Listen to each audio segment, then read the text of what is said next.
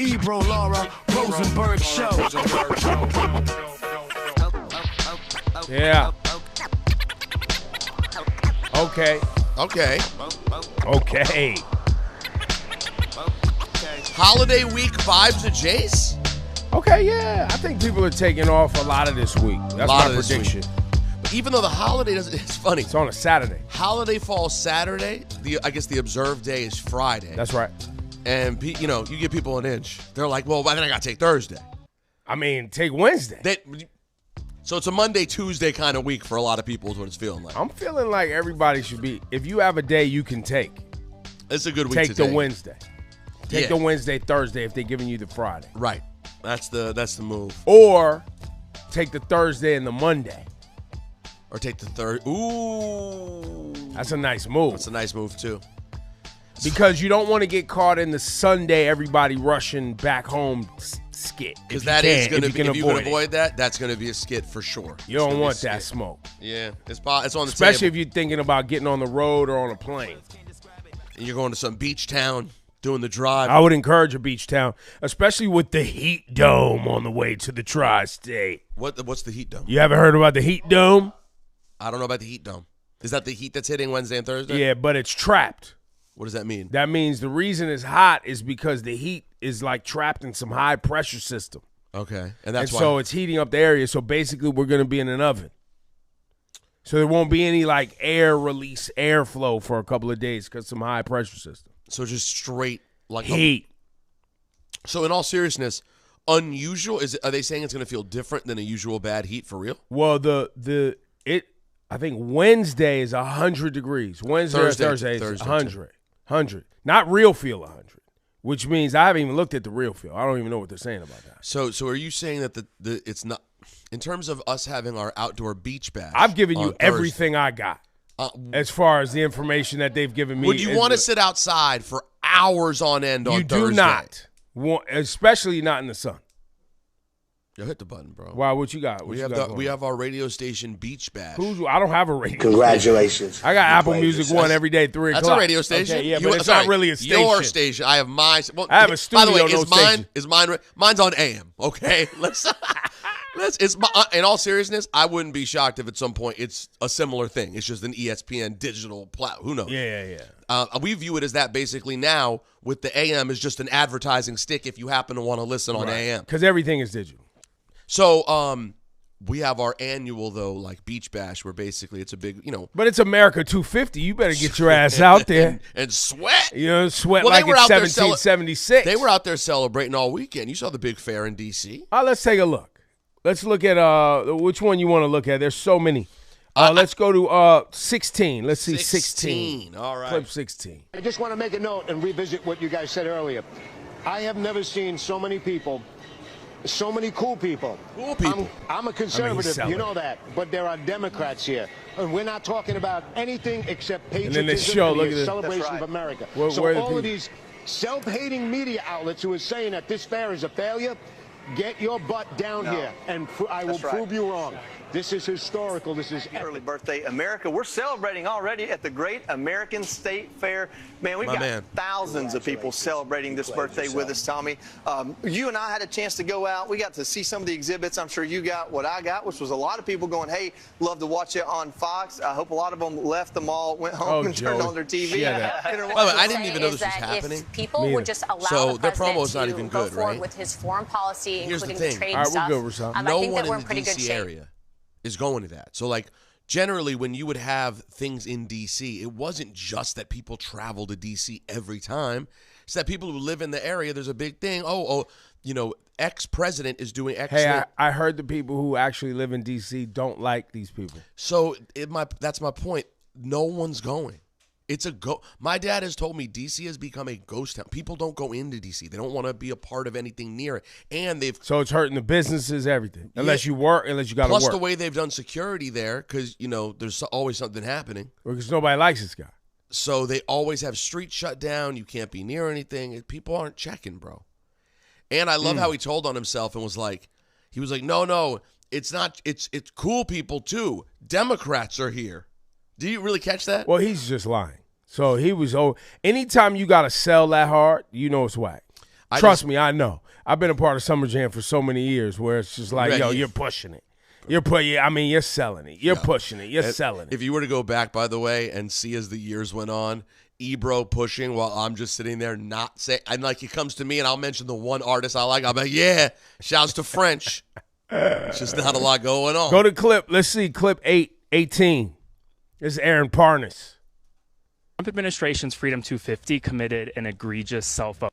They keep claiming that there are thousands of people at the state fair, and they posted this image of two performers. Well, the internet being the internet was like, well, let's zoom in on the reflection of the guy's glasses. They zoomed in on the reflection of the guy's glasses. Oh, there are not thousands of people there. There are tens of people there. Tens, not and one. Well, this reflection, I mean, it's reflective, kind of like what the reflecting pool is supposed to do, but it just underscores where we are right now with the state fair. And I honestly wish I didn't have to report on the state fair. I wish the state fair ran beautifully because it was supposed to be a nonpartisan event.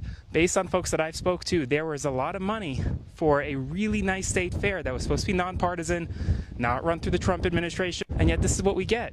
A state fair that is sparsely attended, one that's overpriced, and one that people aren't too happy about. At the end of the day, celebrating America 250 should not be a partisan event. Maybe that's a lesson we will learn heading into the next 250 years. Spread the word. I don't know how you make this moment in history nonpartisan. Yeah. Well, we struggle with that. I mean, it's not even. It's just. I'm just being honest. How do you not? Like right now, after Avila Chevalier and the Democratic Socialist scare that's taking place, right? Like all over media. Over the country. All over media. It's like, oh, I'll never caucus with them. I can't believe this is happening. Don't let this happen. This is so scary. What are you guys talking about? I don't understand. Because I'm going to tell you what you just let happen for the last 10 years. You're mad about a new movement, a youthful movement with a name that maybe scares some people, Democratic Socialists. But for the last 10 years, you let a guy run roughshod through your whole shit, bro. You let people wipe doo-doo on the walls and kick their feet up on your desk and bring in zip ties, bro. That happened. And the Democratic establishment, most of the people making the most noise, has done nothing. You have got nothing done. Yeah. So how do you expect people who are voting right now to listen to you be afraid of something when the real boogeyman you weren't able to be afraid of or stop? That's a great point. What are we even talking about? Yeah. And why would anyone listen to you if you're part of the Democratic establishment? And that's an honest question. That's not even like a rhetorical question. That's a real question. The opportunities you had to make something happen, 2 of 3 you lost. Yeah, and the one that you ran, the one that you won, you ran the most, down the middle, not particularly inspiring, not particularly progressive. You just gave us something that was a better alternative to a terrible option. Because, and for many people, and we heard it during the time, Rosenberg, and we still hear it now, because you didn't have policy. You didn't have anything to stand on and be like, this is what I stand for, and this is what we're going to do. Or it didn't resonate. Right. The right has their issues. We hate trans people. Immigrants. We hate immigrants are taking over. DEI. Black people are taking your jobs. They have their talking points. These are the things that get their people hyped up. What are the things for the Democrats that actually get people excited? Because just saying affordable, that's talk for everybody. Affordable is for everybody. What are the issues that specifically people who probably dislike Trump will care about and love from you? Well, the Democratic Socialists are giving them a few things, and it's not hatred of Jews or the things you're claiming it is.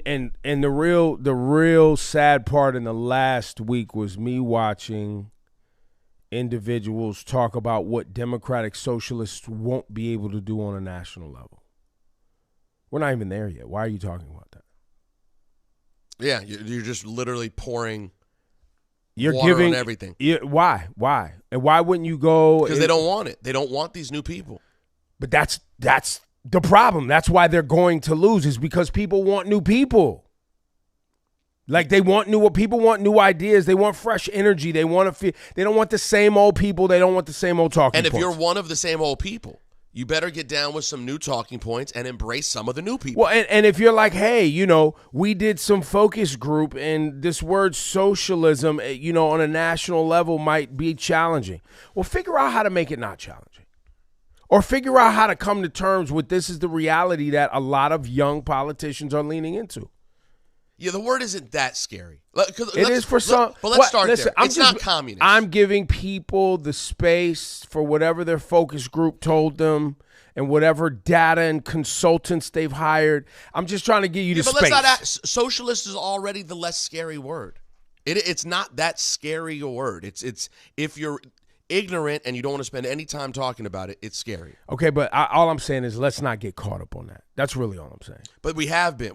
But let's not. Bad names are on the left. That's what we do. So instead of trying to recondition some people to not be afraid of the word socialist, can we just not get caught up on the word maybe? Right, just don't even think about it. And can we talk about the issues instead of titles? Because that goes back to the reoccurring issue. We're not talking about the actual policies. We're talking about scary words and these other things. Go to where's the clip I want with Ta-Nehisi Coates, clip 11. The congressional Democrat should seat her as a member of the Democratic Party. You can't kick her out of Congress. She was voted, but she doesn't have to be in a Democratic caucus. I don't have anything in common with Ms. Chevalier, and I really don't want to be. You don't have anything in common, James Carville. Your reaction to that, Ta-Nehisi? Go ahead, Ta-Nehisi. Wow.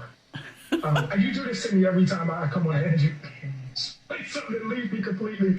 Because look, the problem with that is, whatever you think of future Congresswoman Chevalier, she represents actual voters. Okay? She represents actual voters. And what James Carville is saying is that those voters should be disenfranchised. That he is so disgusted with whatever opinion she has that those voters should be disenfranchised. And I don't get it, man. I don't like that is a district filled with black and brown people. They made their choice, and he just doesn't respect it. You know what I mean? Which to me says, not so much, it's not so much a statement on Palestinians. It's not so much a statement on Israelis. It's not so much a statement on, anything that future Congresswoman Chevalier has said. It's a statement on how he feels about black and brown people. That part. The fact that they are useful to him when they vote the way that he agrees with. Speaking. If they don't, kick them out the party. They don't deserve representation. I'm trying not to say something. Say it, brother. Say it. It's not good. It's not good, Aaron. It's not good. It's not good. It's not good for democracy. Yeah. Well, and James Carville, how long has he been involved as a Democratic? He came in with Clinton. So early 90s. And he ran for some position. No, he was always in policy. The DNC. Yep. Policy guy. And so that's the guy who's been involved in the DNC since the 90s. Yeah, maybe even late 80s. I think he's from Louisiana. Mm-hmm. The Raging Cajun.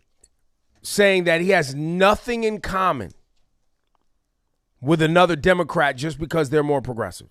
And they're called the Democratic Socialists. And she literally is talking about working people's issues. Think about that. That's bananas, bro. You need to go. It's time to leave. Well, or you're sure, yes, you need to leave, but you're also you're not even reading what she's about. You're following news clippings. You're following negative news clippings. And because of the fear mongering that she's a Jew hater or whatever the other things they said about her, you're just going with that, not actually looking into what she actually stands for at all. And getting on TV and saying you have nothing in common with her without knowing. Don't invite her to a caucus. Don't sit down and talk to her. She's 32 years old. I would say you probably have 90% in common with her based on what I've seen James Carville say over the years. Right, but he's also, to Ta-Nehisi Coates' point, you're just trying to disenfranchise voters now because they don't vote the way you want them to, which is why I say you need to go. Which is crazy, too, because they are voting the way you want to for the Democrats. So what are we doing? Again, you never see this on the right. The right never. And by the way, he did that on Fox News. Perfect. Well, at least you're not reaching any Democrats. No. But why would you even be over there? Right. This is why people say it's two wings of the same bird, bro. This is exactly that. All right, well, let's keep going in this vein. I got something for you. I don't know if you saw this one or not. Let's go to 13. Bill Maher had the vice president. Oh, well, he's not. No, but come on, listen. His vote's in play. Okay. Like, if this is where the Democratic Party is going, where this democratic socialist, this obsession with Israel, with the Jew hating, with they don't believe in capitalism, no prisons. If this is where they're going, my vote is in play. Okay. And I like to hear that. It actually always has been. Every year, I don't make my decision by who has an R or a D. I actually always came to the conclusion that the Democrat was probably better. Sure. And voted for them. Okay. And Trump can't run again, and he'd be a little too exciting for me anyway. So it's either going to be you or Rubio. So right now, to people like that who voted Democrat forever, you're saying because of the Democratic Socialists, your vote is in play for the Trump administration. And by the way, who does Bill Maher represent? Like, who are the people that you think, of the population of the United States, who are the people who are like Bill Maher? Who are they? They're aging, slowly selling out Democrats. Is who I think they are. Beat it. Yeah, but they're a big voting bloc, so it's tough. Well, traditionally they have been. Traditionally you're they have been. On like they have millions of votes. And I would challenge at this point in history right now that the people who are 25 to 35, who have watched the last 10 years, 12 will be when this thing is said and done.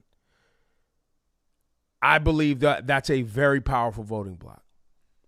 I believe that's a very powerful voting bloc. If they show up. No, if a candidate is presented that group and maybe a little bit older and a little bit younger could really galvanize around, it's going to be powerful.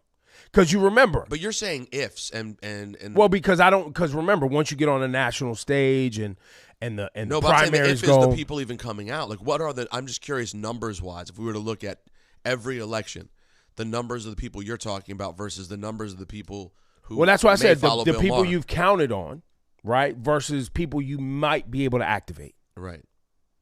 But might activate is scary. Right, and that's why most of the time it doesn't happen. Yeah. Because of the might activate. And people because they can't count on them. So they'd rather rely on the people they know are showing up. Right. And then it's like, let's give them Joe Biden. Right. They'll feel comfortable. And that's why these local elections are powerful. Yeah, for sure. Right, because you had how many people that I saw? Josh Shapiro, the governor of Pennsylvania, talking about the most recent voting here in New York City. Did he line up, or was he? No, absolutely not. He was 1,000% like talking about it being some fantasy and it's not going to happen and it won't go any further than this and, all of this type of thing. Which, honestly, it might because they're saying it. Voters, I think, are getting to the point where they are tired of being told by the establishment what is and what is not possible. People right now feel like they're at the bottom. They feel like, what do we... Once again, the same thing happened when people were voting for Trump. What do we have to lose? You've been saying XYZ for the longest. It hasn't happened, and we want it. Healthcare, we want it. Affordable housing, we want it. We're struggling, we hurt. You're not listening. You're talking about Democratic Socialist, Schmocialist, whatever you're calling it. Can you get me something I can afford or not? Right. Are you willing to stand up and be overtly anti-bigotry and all the things that the Trump administration stands for? Are you willing to do it? And some people, they're not even going that far. I just want cheaper.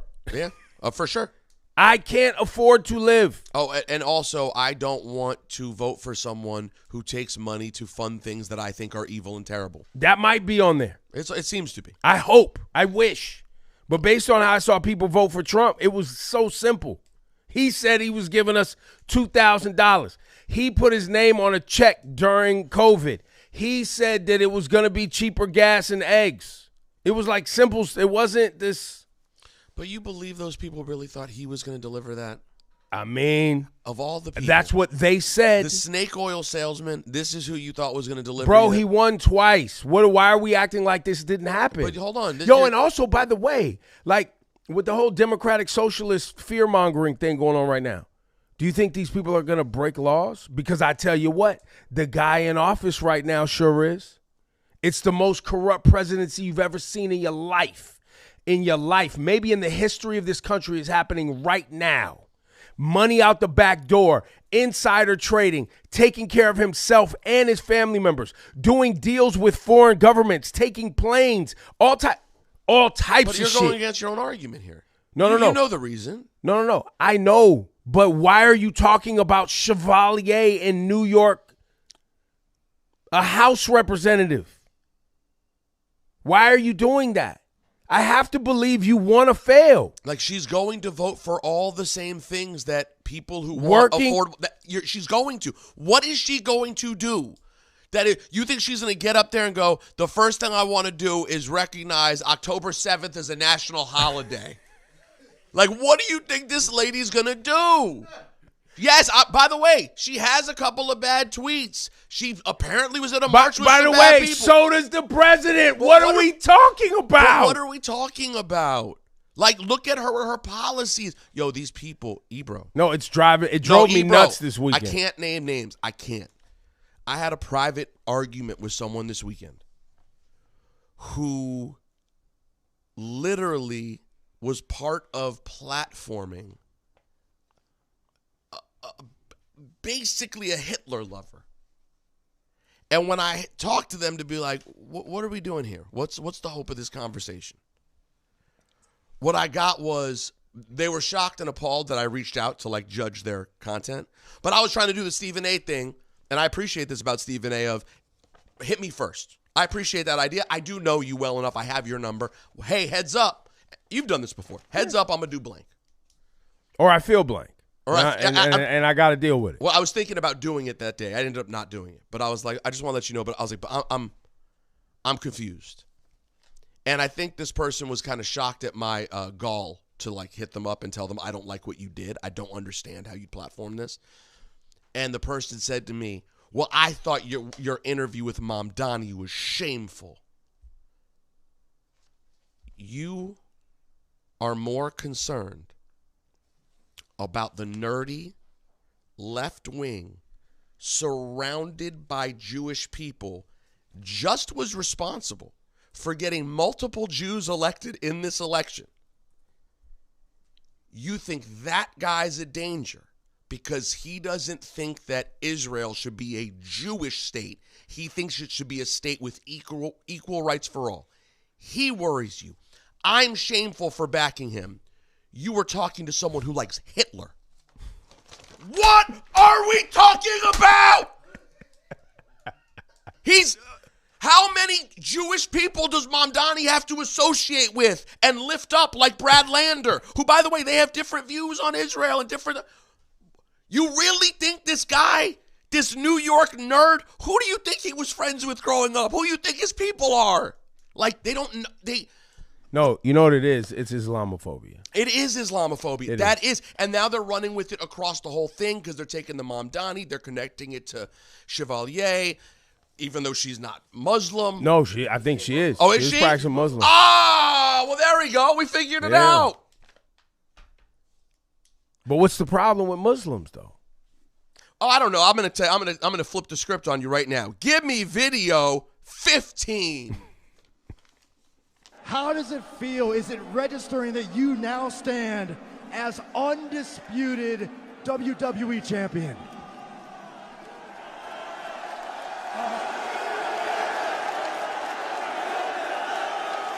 Ebro, keep in mind, this is a 20-year journeyman, indie dude. Yeah. I've seen Sami Zayn for a long time. Yeah. I always thought he was like a Lanny Popoff or whatever. First of all, Lanny Popoff. What's his real name? Lanny Popoff. A lot has been said about me. Go ahead, Sammy. I like Sammy. Sammy. Some good, and lately, some bad. A lot of folks said I would never win the WWE Championship. Keep waiting, folks. You'll understand the connection in a second. But I stand here tonight in front of my people, Honey Riyadh.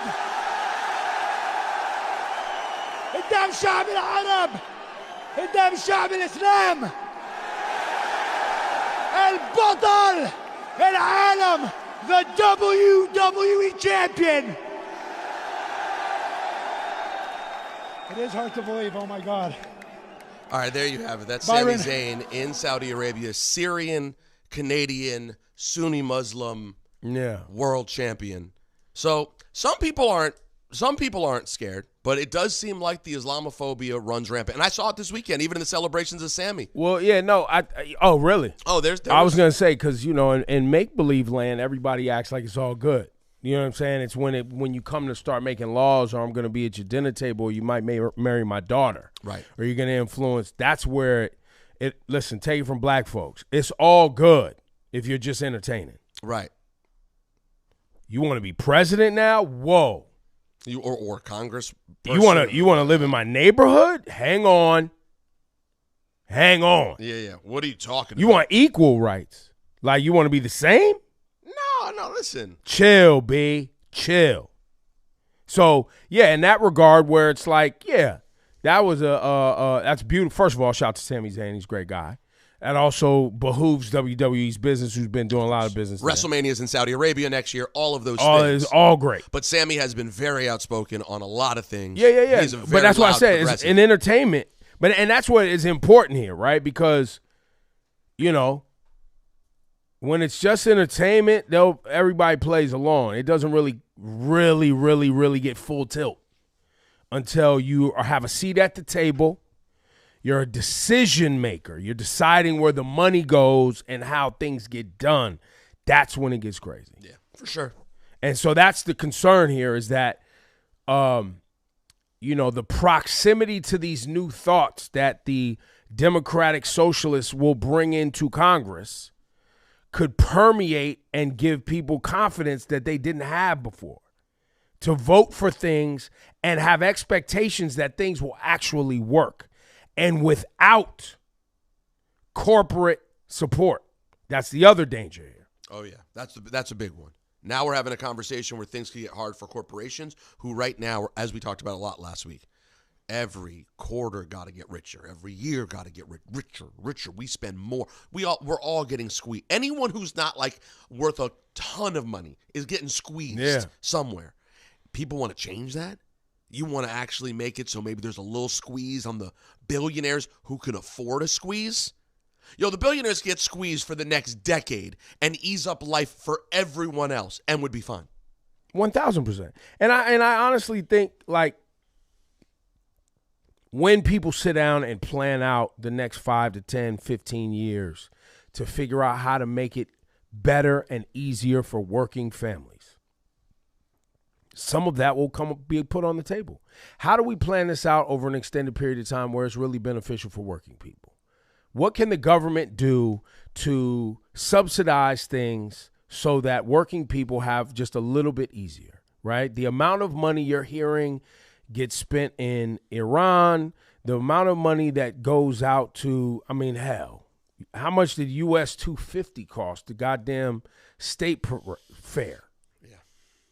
You know what I'm saying? Yeah. Like, just or these UFC 250. Or UFC 250, these things we kind of, or how much are we spending in the military-industrial complex, and Iran just kicked our ass with little $500 drones. The facts on that, too. You know what I'm saying? Like, some of this stuff is just business as usual stuff that needs to be adjusted. And I think that this recent push, I just wish everybody would chill the fuck out. All right. That's honestly what I really came here to say today. Everybody, Mom Donnie's been in office for 6 months. He's got to do this. Listen, I hope everything that he has going on continues and he gets another term. I hope why wouldn't we want more of what we have right now in New York City if you live here? It seems like it's going in the right direction. Why wouldn't you want this to succeed?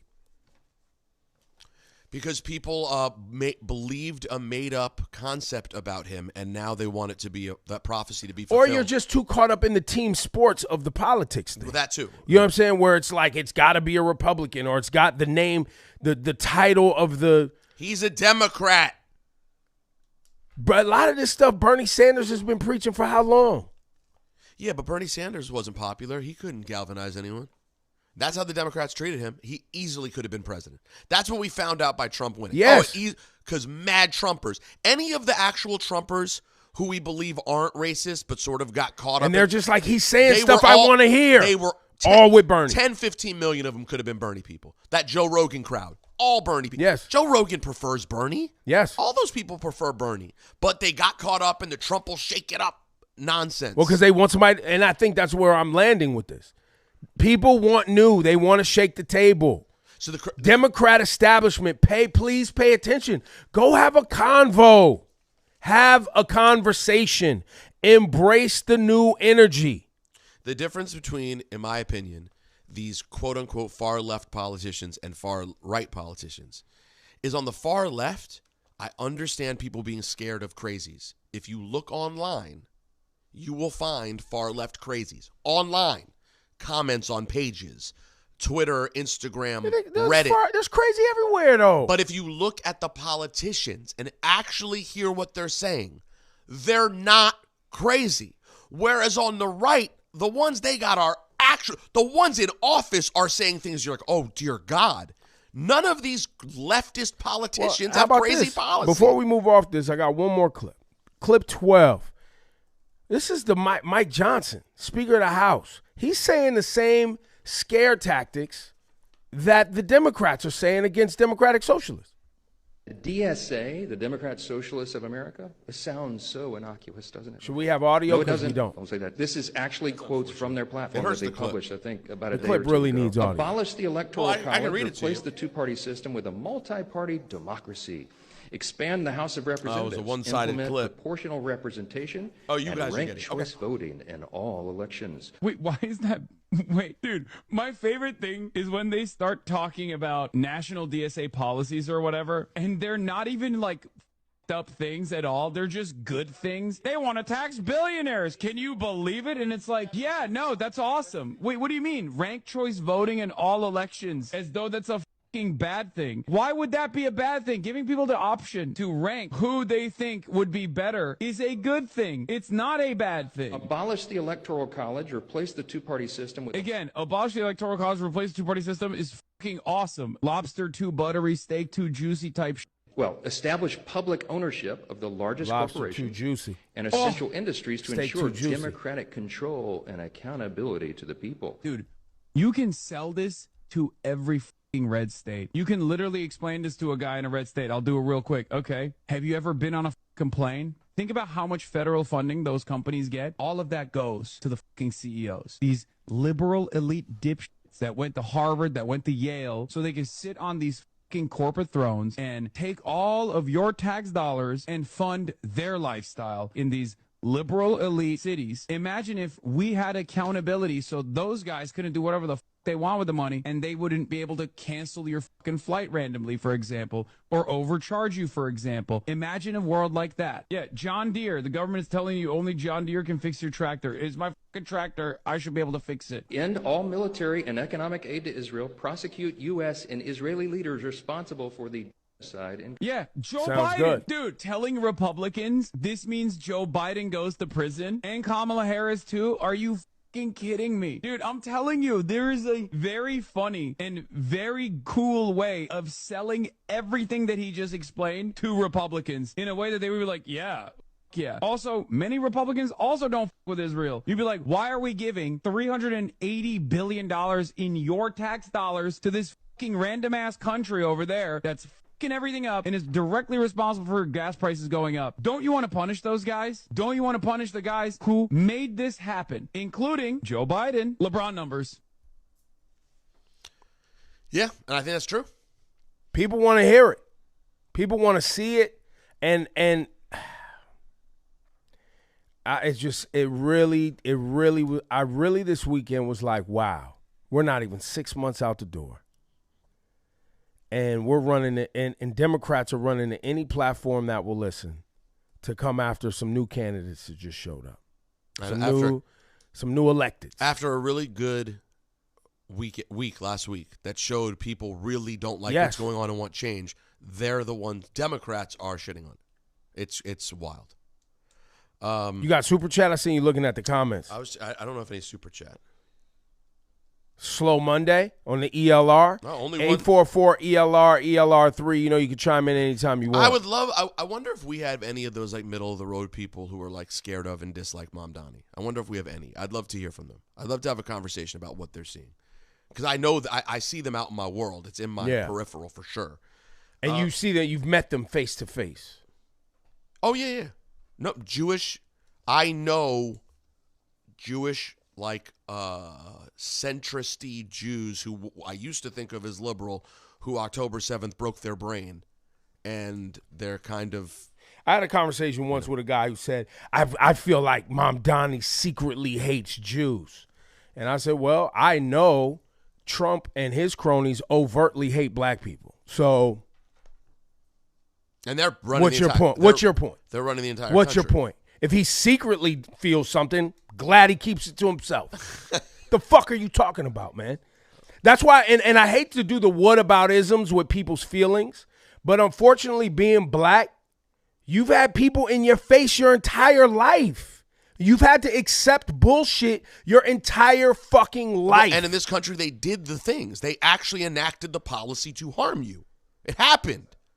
That hasn't happened to Jews in America. So when you say to me, I feel like someone secretly doesn't like me. That's how it used to be for everyone. What the fuck are you talking about? We thought we were doing well when everyone was secret.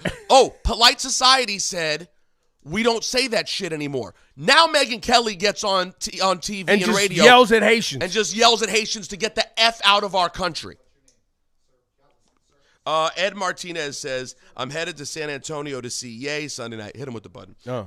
I didn't plan it right and have to fly Sunday at 10 a.m. back to NYC. I don't understand. The San Antonio show got canceled, bro. What are you talking about? Oh. I guess he means past tense. He headed to San Antonio to see Ye Saturday night. Yeah, they canceled that. Oh. The mayor canceled that. That was the one he... Yo, you were going to go to San Antonio to see Kanye? That's a lot of effort, bro. You haven't seen Kanye? Yes, Griff, who you got? I got Kevin on the line. Kevin.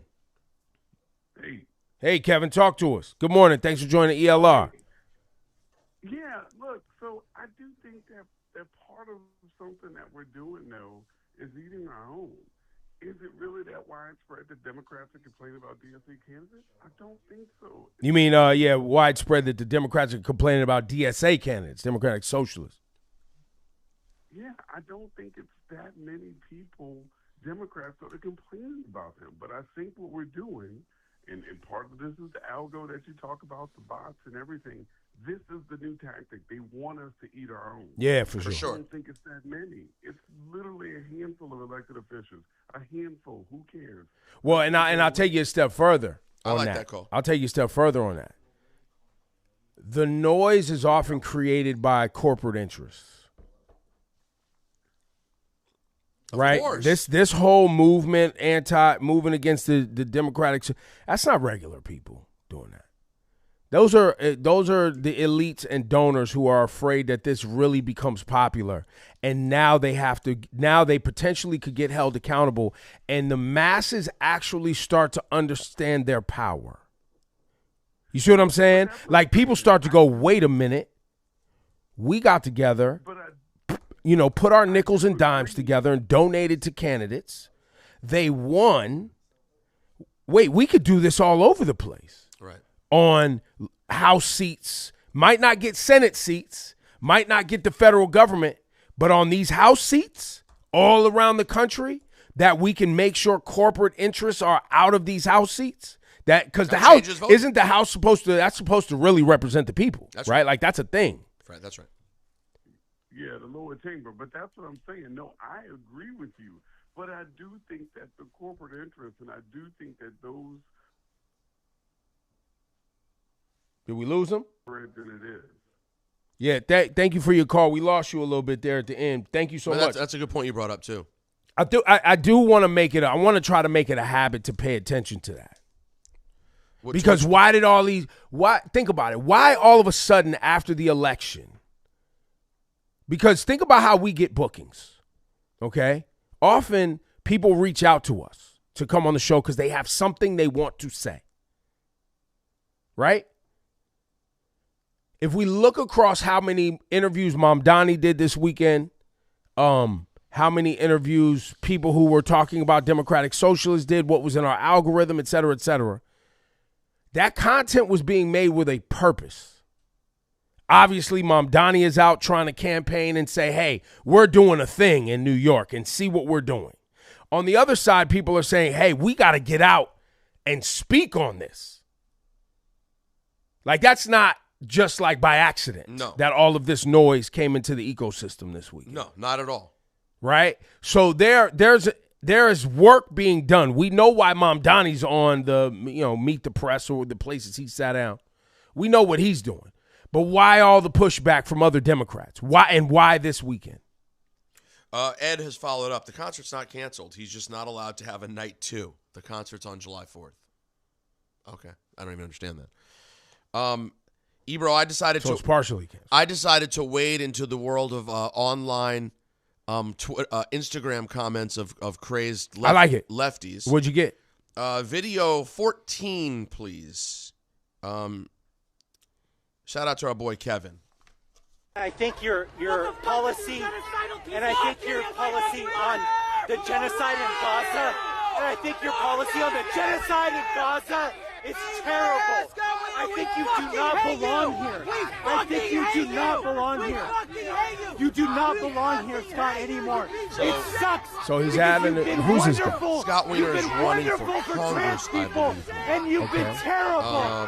And you've been terrible. Essentially, as I understand it, I touch our boy. Here's why with Kevin. I was talking to Kevin about it because the comment you do not belong here posters on anymore, his page. Scott, and it breaks my fucking heart.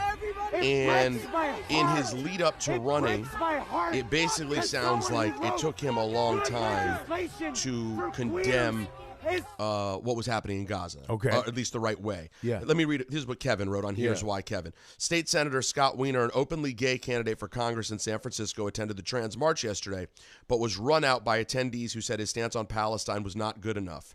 Early in the primary, Weiner struggled with the topic of Israel-Palestine. He refused to refer to Israel's bombardment of Gaza as a genocide when asked in a candidate forum. The night before the incident, he was confronted while out at a bar and told to leave. So I did some research on this. And, I don't know deeply about this guy, but I was curious about this one thing. Yeah. Was this guy chased out of a place of supporting other people because he's outwardly a bad guy? Or because he didn't didn't get there exactly the way you want him to get there. Well, and based on that video I just saw, it looked like that was like 6 people bothering him. Yeah, it's not a ton of people, but enough that you have to leave. Well, enough that it's annoying, and enough that you would have to leave if you're by yourself. Yeah, you know what I'm saying. If you don't have security. Yeah. So I looked it up. He took a little while to get there in terms of using the word genocide. Yeah. Part of his campaign, though, is outwardly for not funding Israel. Mm-hmm. He has since agreed it's a genocide and is basically against every piece of it. But he didn't get there in the way that people like to. They're not satisfied with it, and this crowd screamed, "We bleeping hate you," and chased him out. To your point about who really are these people, these pockets of crazy, it's very minimal. But I intentionally waded into where I knew I was going and jumped in Kevin's comments and was like, this ain't it. I got people screenshotting me, commenting on validate me posts like, we know you're for genocide. I'm like, wait, before we even get to me, he's not even for genocide. And all I said was chasing the man out of a pro-trans rally in San Francisco was the thing. Yeah. What are we doing? And listen, I'm from the Bay, so they get it. They always take it a bridge one level too far. Well, they're always ready to turn up. There's all of the very, very, very activist-related individuals, and that world exists there. Like there's very much that. You know what I mean? And has been since I was born. Like my mom and dad were activists, right? So, there's that part. Then there's just the part that, it's kind of like, all right, guys, what are we doing? What's the plan here? Right. What are we doing? This guy clearly didn't do it the right way or the way you wanted to or whatever, and then changed course. No understanding, by the way, again, for what I keep trying to express this to people. You may not understand what it's like to go against something that you've been taught your entire life was one way. Like everyone acts like it's nothing, but don't you see what's happening? you don't erase programming in 2 seconds. I think the fact that so many people are turning that programming is pretty cool. Like, I'm shocked at how many people I see it who went to synagogues like I did, sat there with the signs, we support Israel. They would get up and tell you at the end of synagogue the speech about why we have to give and why we have to go and how important and it's yours. To turn around as an adult and be like, I've realized I've been lied to about some things, and I realized this government is evil. Mm-hmm. If they get there, don't kick them out of the conversation. Yeah. It's not useful. And I'm sorry, I like being the person. I realize I like being the person who's going to be the a-hole to people on our side to be like, nah, you can't just because we generally believe that side is really evil doesn't mean we're going to be disgusting to anyone here who has a different form of conversation that you don't want to have. Right. Sorry. Yeah, I feel that. I mean, I guess I just know how people are. Yeah, you know where it's going. So, but I've seen you kick the hornet's nest for fun. You'll jump in. Yeah. I'll just be like, that ain't it. That's whack. And then I think nothing of it after that. Yeah. I kind of forgot. Stop being whack. I just saw I kept getting alerts. When you get alerts that people are replying to the comment. I didn't go read them, but I knew they weren't good. Well, I'm gonna go. Listen, go to Here's Why Kevin's post and read what they're saying. Rosenberg. I'm getting torched. Screenshot and send it to us. Maybe we'll read it on the Patreon this week. Well, you've gotten a bunch more super chats now. Thanks, Super Chat. Since you brought up the we don't shout them out. I just remember when we started ELR in the early days, Lou was on a real crusade to make sure we shouted out Super Chats. And I feel like that slowed down, and so have the Super Chats. Big Buddha 88 says, Pain Olympics is easy when you're black. No debate, but they will. SMH. Yeah. I don't know which part which part of the conversation he was talking about. And JW just likes to throw us money. Thanks, JW. You know what I'm saying? Just likes to throw out cash. We got to get to the rundown, bro. Yeah, things happened out here, folks. Laura got the rundown, turn that up. Hey. Screens on glow when she pull up. Hey. Headlines heavy, but we still cut up. Hey. Lights still flashing, we don't slow up. Now, due to the way things are ran on the internets, we're not able to show you all the amazing BET clips. We could. That sucks. Yeah, it's not great. And since this is mostly a visual platform, the show last night, BET Awards, I sat there with Jazz. I watched a little bit with Celeste before she went to bed. Issa was watching, of course. It was amazing. I maintain, and I've said it for years, BET has the best award show. Well, it's not even fair. Let's be honest. It's not even fair. We care about almost everybody. What fair? What do you mean fair? What are we talking about? We care about most everybody they're talking about, at least to some degree. So right? It has the best award show. Yeah, that's what I'm saying. Like the other stuff, 90% of them are like, what is that? I don't even remember what that. Like you name it, the Grammys, half of them. Well, Grammys is that too. But anyways, it was awesome. It was the Tiana Taylor Icon of the Year. I know I hit home for you. You felt like Tiana inside. Which part? You saw yourself in Tiana when Janet was up there. Oh, man. You would have cried. You wanted to cry. What? And they actually surprised her with Janet Jackson. Have you noticed that Janet talks more and more like Michael as the years go on? She always had. But no, now it's gotten further. She's now. So? I think now she's like, now she does real like late 80s Michael talk. It was beautiful though. The speech was great. Tiana looked amazing. I love Tiana's look last night. She looked incredible. And by the way, how could you argue Icon of the Year for her? She's had an epic year. She does everything. I don't really have a lot of critiques for the BET Awards. It was great. The Lauryn Hill tribute, phenomenal.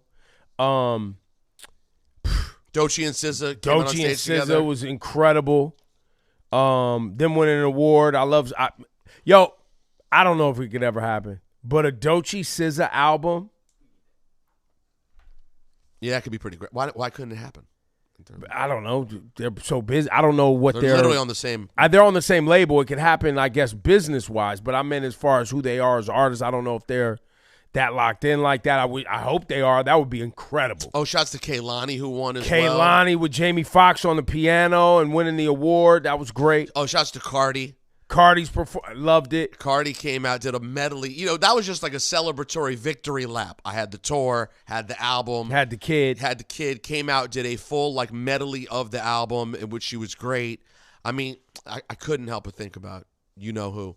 Can you imagine choosing? Oh. No, can you imagine choosing? Why? I can't have this. I said I have no critique. Why can't you be? Yeah, but if you're bringing somebody into the convo, it doesn't even need to be in the convo. Imagine choosing Mike Johnson, Katie Miller, and these right-wing lunatic losers over getting to be a part of like the Lauryn Hill tribute at the BET Award. She picked her side. You literally picked that side. That is crazy. She's never going to come back. You know that, right? Never again. Imagine choosing to be at home. She probably didn't even watch. This beautiful celebration of black culture, all this fun stuff. All these people She's we adore. religious now. She wasn't paying attention. Oh, yeah, I forgot. She looks back. She'd be offended by Cardi's performance. All that ass bouncing up and down. She can't have that. She's religious. For religious. But no, it was a dope show. Yeah, but F all that, bro. It was a great show. Man. It was a great show. Shout to Drewski. Got to big up Drewski. Did a great job last night. I knew he would was try. Really good. I knew he would try some things where the crowd would kind of be like, I don't know if I'm supposed to laugh at that, or I don't think that's funny. But that's Drewski. But I was very impressed by his overall comfort level. That's a big gig. He showed zero. I didn't think everything was funny. Some bits were great. Some were like womp. Every award show's like that. Yeah. It could be Drewski or Billy Crystal. That's some right. are hitting, some ain't. But his comfort to host that big a show, kudos. That was very impressive. Drewski is out of here, bro. Completely out of here. So as you can see, I'm wearing my my employee outfit. I'm now also working for The Rock. I'd like to. I have a terrible deal, though. I have to pay them copious amounts of money, and I still don't get invited, so I have to invite myself and push Ebro invited me. Yeah, but we were in full Jay-Z celebration all weekend at the pop-up, the Apple Music pop-up down in Dumbo. We was in there. Nah, the merch is crazy, guys. This is just a taste. This one's just a taste. It was, my wife went absolutely insane. And we didn't get any of the jerseys that were mad expensive or the jacket. I didn't even ask for the price of the jacket. Listen, all I'm trying to get right now is the vinyl collector. Nah, what are you doing? What are you doing? You're doing that? That's the biggest ripoff of the whole thing. I want it. Can I have it? No. Why? If they give it to you, do not pay for it. I will be disgusted with you if you pay for it. Why not? $1,500. Is that how much it is? You have half of them. I do. I wanted it in the milk crate. I know. I'll get you one. I'll bring you a milk crate. But it's not a Rock Nation milk crate. And here's the trick. The thing they did, that they put in 444, which never was out on vinyl before. Bro, listen, this is why, though. Can I tell you? I love you, Hove. This is why people struggle with all rich people, though. Y'all could have charged $500, and that still would have been a lot. It depends. I think they did a quick turnaround on those, so they had to pay a lot to get them. It was the express shipping. It was the express. No, $1,500 bananas, but it is a cool. It's a cool. Nah, it's great. It's great. No, we got a couple shirts though. The long sleeve crew neck. It's the best merch I have seen Hove do in years. Where does it rank as far as merch quality all the way around? It's so much. This like the t-shirt quality. Like this is all of it was great quality. I'm not going to. Well, and you're a merch buyer. Like, you're a professional no, it's bad. Merch buyer. And my wife spent over $400 at that damn event. Yeah. She went crazy. Well, that's not even crazy. She actually did good. Well, she kept it based on the prices you're just talking about. Yeah, she kept it to T-shirts and crew necks. I think if you went to the jerseys and the sweatshirts and the jackets, we didn't do it. As I've gotten older, have you gotten here? I'm sure you're here. I love hoodies. They take up too much space, bro. Nah, hoodies are complicated. It's too much, bro. You fold it, you're losing. Yeah, but not even that. T-shirts. But then I don't even end up wearing them as much. Yeah, you can't wear hoodies. I can't wear them as much as I used to. Right. It's so true. I've recently gotten to the crew neck era of my life. It took me a long time to get there. Yeah, I can't wear hoodies as much as I used to, just because the beard. Then the oil gets on the hoodie. Oil. Then I'm on because I put a light beard oil on my thing, and then that's from where? Where do you get the beard oil? I get it from Baskin Lather, of course. Like, why would you even ask such a question? Sorry, playing yourself. Jay-Z also they announced on, my man. This went from we knew that there was going to be a lot, but when they first announced a little bit, I don't know if you knew. I didn't know it was going to keep going like this. Taking over the subways. Now they announce an 8-part series with Rick Rubin on HBO. On HBO. 8 parts. That's right. Infinity. Interviewing Rick Rubin. Rick Rubin interviewing Jay-Z. Yeah. Slightly random choice, in my opinion, of interviewer, but very cool. Yeah, Rick Rubin's been doing, but also Rick Rubin's been doing a lot of conversations. Remember he had the Andre 3000 conversation some years ago. He's had his podcast. So I think he's just kind of. How do you feel about the Rick Rubin commercial, by the way? What's the commercial? The Poly Market commercial. I didn't see it. You haven't seen it? No. What's going on with that? Are you aware of what Poly Market is? Yeah, I'm very familiar. I'm not a Poly fan. Market's the voting on the futures, right? I mean, betting on futures, correct? Yeah, but it's like it's bullshit. Huh? I mean, I don't know. So it's Rick Rubin. I don't like any of this. Like, I'm betting on whether or not Rosenberg's next word is going to be "what the fuck." What the fuck, bro? No, it's so then you probably wouldn't like it for the same reason I don't like it. Yeah. It's Rick Rubin sitting there looking all zen and Rick Rubin talking to the camera over the piano punches from Runaway by Kanye. And then at the end of it, the beat to Runaway comes in and it's a Poly Market ad. And there are a lot of people like me who, if you've bought into the Rick Rubin brand over the years, you're like, why are you doing Poly Market? Finance tech. Why are you in fintech? You're our Zen guy. It feels a little weird. But anyways, Jay-Z will be interviewing 8-part interview series coming to HBO this fall. And then you have the Google Maps thing. Do you have pictures of the Google Maps or anything? I'd heard you yelling in the background if I knows about that. But yeah, they did the Google Maps for the Jay-Z rollout, all the different famous locations. Spots, yeah. It's been very cool, man. Very cool. If you're a Jay-Z fan, if you're a Jay-Z hater, it hasn't been good for you. Well, and then they had the fireworks on the East River or was it just the Hudson River? I thought it was on both. The fireworks. No, I don't think Hudson. No, it was definitely on the Hudson. Oh, but all the way downtown. Yeah, it was like, 39th Street right there, 42nd Street. Oh, it was Midtownish? Well, yeah. I maybe could have seen that if I'd walked out then. Yeah, you would have absolutely seen it. If I'd walked out to Riverside Park, you absolutely would have seen it. It was huge. Damn. It was huge. So he had that. And then he at the Apple Music Dumbo spot, he popped up on Fans on an afternoon. Ate pizza with people. Just on some hangout-ish. Yeah. So it was a great weekend, and then we're 10 days away from the Yankee Stadium jump-offs, and the Dumbo pop-up. If you're interested, the Apple Music one we did, we're going to be featuring DJs down there all the way through to the Yankee Stadium shows. Oh wow! So like Vashti was there this weekend. I think there's plans to have like Nyla Simone. Damn, no one calls your boy. I actually could have done a good Jay-Z set. Why? It's not about you, bro. No, apparently not. Apparently not. It's definitely not. I think who else was down there? I think Clue, a few other people popping up down there. Very cool. You wouldn't be able to do it anyway because I think it closes at 7. It's from like 5 to 7. Well, now I feel better. But I would do a Jay-Z, a mean Jay-Z. Listen, there are a lot of things I wouldn't say would suit me. A good Jay-Z set though, with some rarities and remixes. It'd be good. I hit some last week on my show. It's Jay-Z, man. It's fun celebrating Reasonable Doubt. It takes you back to such a moment in time, man. It really does. It's an unbelievable thing that how it played out over the last 30 years. So like resetting, I'm more affected by the celebration of it maybe than I thought I would be because of how impactful the album turned out to be. Well, and it also one of the things I found myself listening to when I listened to like Reasonable Doubt and then Volume 1, Volume 2, Volume 3, and then you get to Blueprint. Like I've really been listening to like how the production evolved and the different attempts he made at different things or working with different producers or different songs. Reasonable Doubt was an album that clearly sounds like he made it for himself. Yeah. And for what he loved in that moment and really trusted the producers to deliver something. Because it's a unique sounding album for the time. It doesn't sound particularly 90s.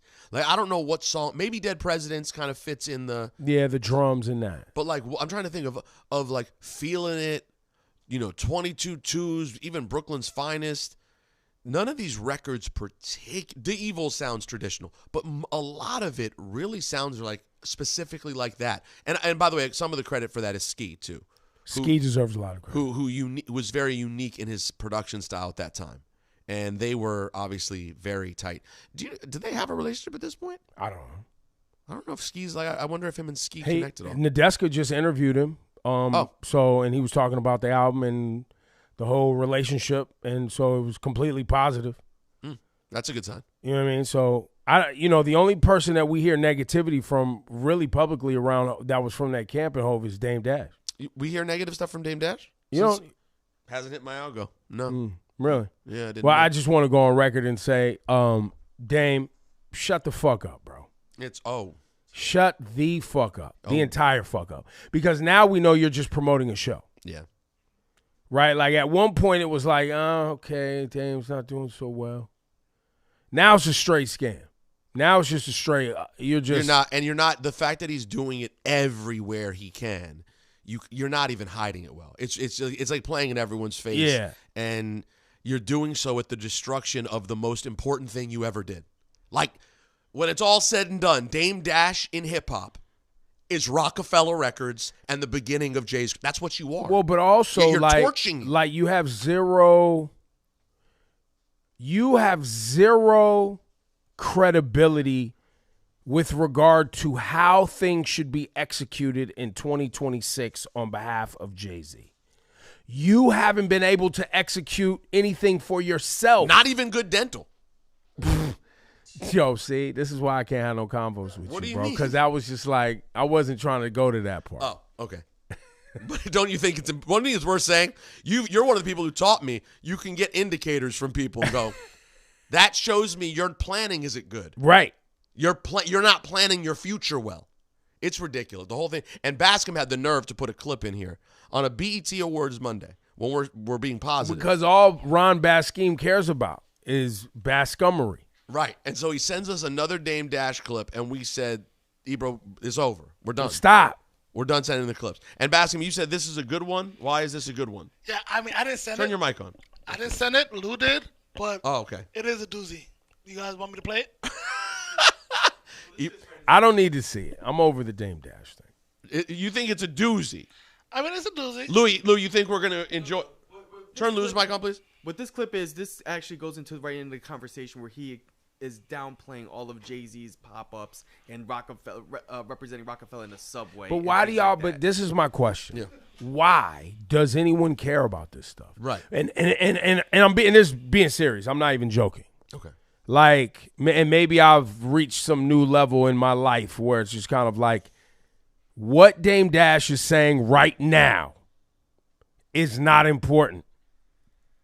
Yeah. It's just for the sake of, like, being scummy. And promoting something. Well, no. Us responding to it. Like, we're titillated by the drama and the scummy of it. Right. And we're now not because it actually means anything. Yeah. So now what's the point? We're participating in the filth now. The filth, filth. And people enjoy participating in the filth. They'll be like, it's funny. And I'm kind of like, I'm over it. Yeah. Like, at one point it was funny. But now it's kind of like and you know what else? It also, this might be it for me. We got something else awesome, more awesomer, which was the actual content from the Jay-Z pop-up this week. Right. We got something more awesomer. Yeah. Right? Well, and the concerts are coming. It was just more awesomer, and maybe I'm too close to it. So why do I need the ugly part? Why can't I just focus on the awesome part? I have to admit, I'm bugging. No, I'm in lockstep with you on this. I'm done. I saw the clip. When I saw the clip hit our text, I went, "We're done here." And that's not Jay-Z nut hugging. It's just being realistic about where Dame is. Yo, guys, the promo run he's on. He's not even going to good outlets, guys. He's not even going to like popping up on Rory and Maul and doing like some interview. Joe Budden. He's not going places. It's not legitimate. This is all nonsense. Like for a TV show. And at some point, too, you also have to remember that the places that post this stuff, they're algo hustling, right? Because they know he's going to get views. They know it's going to get talked about. It's going to get shared. Oh, you put up a good headline, Dame Dash says, but there's a million videos like that. That's going to be, and it's unfortunate because, again, I think Dame obviously was a very talented and smart guy at one point doing a lot of cool things. And you are now turning your legacy into just trash. Let's get to the gurus. Hey, yo, it's time for the gurus. Guru time. Laura, you know you are a beautiful queen. Ebro, don't ever play yourself. You're not a guru. You're wrong, Khaled. Been elevated up here. TheOrignalGurus@gmail.com.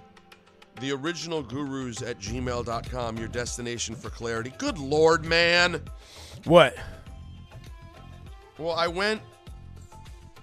I don't have a lot of new email, and so I went to one. Well, is the guru falling apart on ELR? Stop saying that. Well, have we seen our highest heights? Well, we don't do it often enough, so as a result, the guru emails. All right, here's one.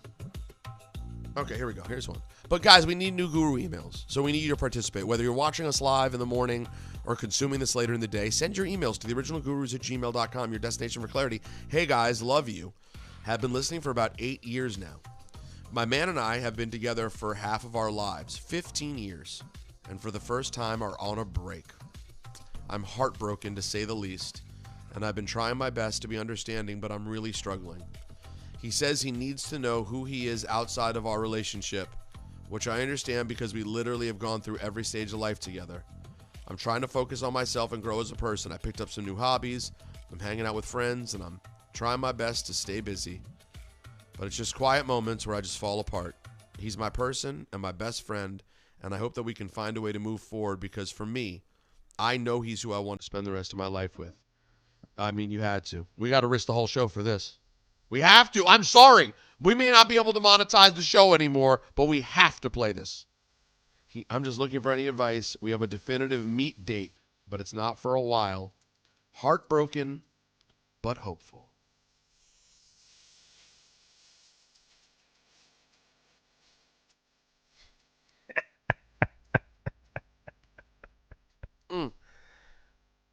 Did she tell us how old they are? Half their life and 30. Is that 30. Okay, so they're 30 and they've been together since 15. Listen, the pain you are feeling is valid. Everything that you're saying and feeling here, I want you to not run from it, avoid it. You should mourn. This is loss. However, unlike other types of loss that are more permanent, this one could actually be awesome. It could. For a variety of reasons. And in a bunch of different ways. Well, because let's assume he's being honest with you. And this isn't, I dislike you or I'm not in love with you.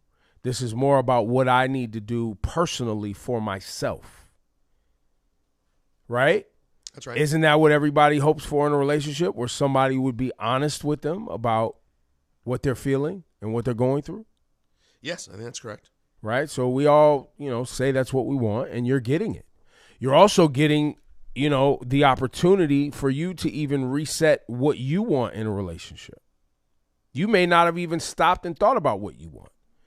You've been sharing your life and your space, or however you guys, whatever the dynamic is with this person for 15 years. You get an opportunity now at 30 years old to get a better understanding of yourself. And maybe you have some fun and get your back blown out. I wasn't going to go there. I was actually going to keep it more, mature. Rosenberg. Well, listen, we all have roles to play, right? The dynamic's off. Laura's not here, so things shift around. You know what I mean? And I was being mature, so you felt like I got to adjust. Do something. No, it's super hard. Like, this is a super hard situation. I've been there. I was the person who was like, I need to go see what's what. She went and found something else, of course, and that was the beginning of the end. That's how it went, and that's a risk that you take. Now, fast forward to right now. You're remarried. You have kids. Oh, I was referring to my high school sweetheart. No, that's what I'm talking about. Yeah, way back. What was her name? Diana. Diana. Yeah. You've talked about her. And she's moved on and has children. Yes. And you guys are still friends. No, we are friendly. No, we have a great relationship. We don't talk often, but we love each other. It's a friendly relationship. Yeah. It's friendly for sure. For this emailer, it doesn't sound like that's what she wants. No, she doesn't. She doesn't want to move on. But depending on how long he takes, and maybe you guys have evolved to be in different places in your life. Like that could be, you could never want to get out here and just get your back blown out. That may never be something you're interested in, of having especially some sort right of now phase of sexual experimental phase. It may not be your thing, right? Ever. But that doesn't mean it's not his thing. And imagine if he didn't tell you this and you guys kept going further and further, and you're in a relationship where now he's sneaking around, or he's unhappy, depressed, and that starts to affect not only him but you guys in a terrible way. And let's say you guys have children, right? No, it's the and right, a household and all these other things. You have to be able to think about that. It's the right thing to do. And it's gonna suck. It's the right thing to do, but it sucks. I hope someone on his end, though, if he feels really strongly about her, I hope there is someone in his life, though, going, hey, bro, just so you know, though, this could go bad for you. I hope he understands the risk. But if he's been there half his life, 15 to 30, I was only like 14 to 21 when it happened for me. Yeah. And I was like, oh, man, I got to see what else is out there. There's a lot of stuff out here. Let me ask you a question. You started a podcast called Validate Me. That's right. I don't have the time, but for a long time, I've thought about having conversations, podcasts, whatever format it is, with men about what you're actually looking for out there. Because I've been out there. Right. You saw it. You saw it all. I mean. You lived it all. You done it all. Economic. You're looking for somebody with these attributes. I went and looked for it. Right. Maybe I found it and then learned some other things about people with those attributes that wasn't interesting or didn't go right or something didn't sound right. You know what I mean? And then it helps you learn about yourself where you're like, well, I thought I wanted these things. I found somebody with these things, and then I learned something about myself that made these things not as valuable. And I think men, listen, most people, humans, are going to have to go learn from themselves. Even if somebody tells you, and hey, if you've bro, never had any, like I do have one dear friend who's been with one woman, and I do sometimes go, damn, man, damn, you don't even have a spank bank? Like there's nothing there? You don't got nothing to pull from. No hard drive. No hard drive? Oh, that's man. tough. So I do get it. But what you're saying is correct, too. A wonderful person with all the things. Yeah, man. You're going to go out there. It's all pizza. Pizza's great. We love pizza. It's great. But at the end of the day.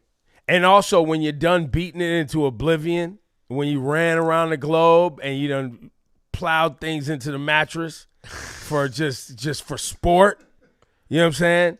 And when it's all said and done, you're like, yo, man, I just want somebody fun to hang out with that just likes doing fun stuff, who's a beautiful person. But that's the dilemma of the whole thing, is that the sex piece, the desire for new partners and sex is so, in some ways, listen, some people it's not, but for some people, it's so distant from what ends up being important.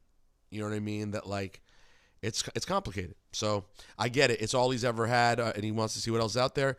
You're going to be all right, miss. You're going to be all right, but it's a tough journey. There's no question. Keep doing what What's you're doing. What's the saying? If you love someone, you let him go. Yeah. And if it's meant to be. And how's it close out, Griff? If they come back, it's meant to be. If you love him, you let him go. That's it. And when he comes back, if he comes back, we'll see if you're still around. He's going to come back, by the way. I'm telling you right now, the question is, will you still be around? There you go. He's going to come back. There you go. So you might as well have fun. He's coming back. It's going to be you. Are you still around? So say the gurus. Yo, that's the illest story. The illest story is when a dude comes back and the girl's like, I got to be honest, I found something better. No, it's what's going to happen. That's the most likely scenario. If she wants to be sad because you may fall in love with someone else you like better. And that's the hard part to accept. But it may not happen. Who knows?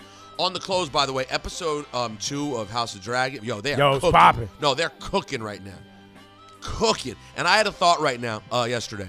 Do you realize that if right-wingers were smart enough to understand Game of Thrones, how mad they'd be about the black people on Game of Thrones? It's DEI! They had Game of Thrones. They were all white. And now they're black. I don't understand. Fortunately, they can't understand the show, so you know they're not watching. But you know how tight they'd be? There's so many characters, powerful women, black men. Back then, oh DEI. But I really don't think people like that watch the show. No, they do. They're pissed. You think? It's been a combo. It was a combo when the show launched, remember? It already happened. Yeah, in the first season? In the first season of this, what's it called? House of the Dragon. House of the Dragon? Yeah, it already happened. Remember, that was like a whole thing. Yeah, no, I know it was a little thing, but it just crossed my mind yesterday. This show's so good, black man killed a white woman last night. Black man killed a white woman. Yeah. Black man killed a white woman? Yeah, you didn't see it? Which part? House of Dragon. That's all I'm going to say. I don't want any spoilers if you haven't caught the episode. I'm forgetting which part we're talking about. Let's be honest. I don't understand anything that happens for 45 minutes. In the last 15, I'm like, oh, this is tight. What did you say? I can't hear you. I don't understand. Who's that guy? The blonde guy looks just like the other blonde guy. Wait, are these people related because they're black, or they just happen to be black? Yo, why did he kiss his mom? Yo, why are you kissing your mom, bro? And why is your mom scared of you? And why? Well, I mean, he's crazy. He's wild. Crazy. He's wild. He's wild. To the point where when you kissed her, she was like. And so you just went and got a dragon called Sheep Stealer and thought everything was gonna be smooth. Nah, bro. Nah. That death, by the way, was terrible. It was terrible. It was so sad the way it happened. In the water, I wasn't thinking he was gonna get clipped at that point. Oh no, but the single arrow shot. Oh, that was. No, this season's so good. It's House of Dragon's so good.